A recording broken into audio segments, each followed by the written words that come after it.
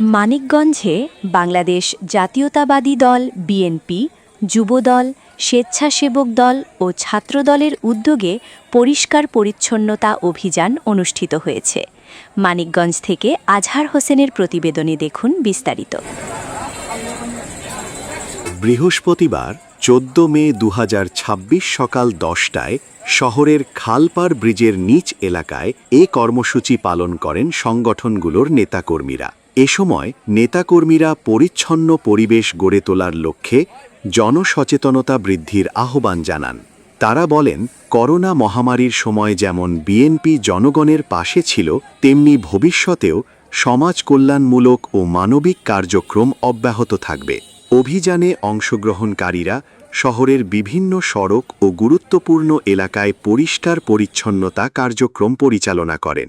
স্থানীয় বাসিন্দারাও এ উদ্যোগকে স্বাগত জানান।